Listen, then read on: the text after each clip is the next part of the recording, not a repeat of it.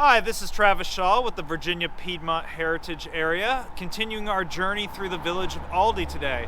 And we really can't talk about the early history of Aldie without talking about one individual, and that is Charles Fenton Mercer.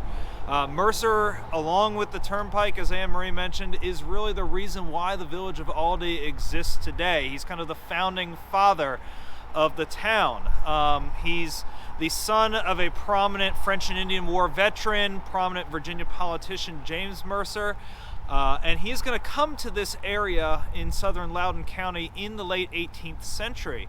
Again, drawn to this area by the geography.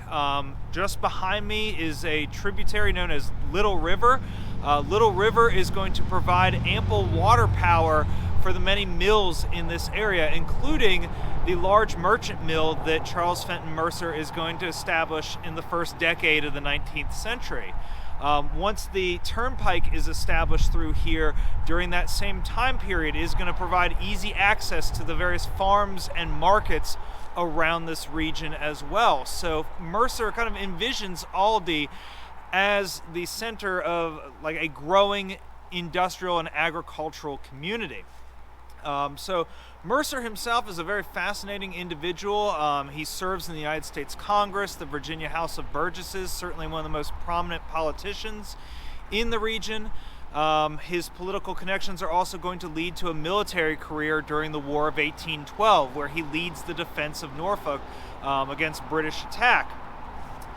After the War of 1812, his prominence is only going to increase as he takes over leadership in the American Colonization Society. This is a group that's organized around 1817 with the idea of repatriating freed African Americans back to the colony of Liberia in West Africa. And he's going to be one of the prominent leaders in this movement to send freed people back to Africa throughout the early 19th century.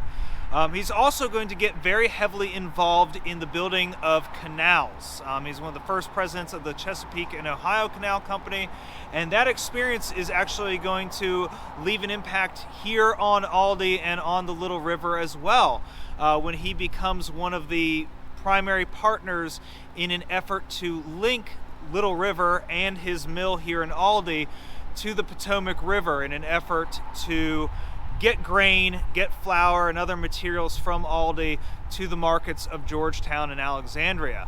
And speaking of the mill, we are going to make that our next stop, certainly the most prominent historic structure here in the village, so we'll see you then.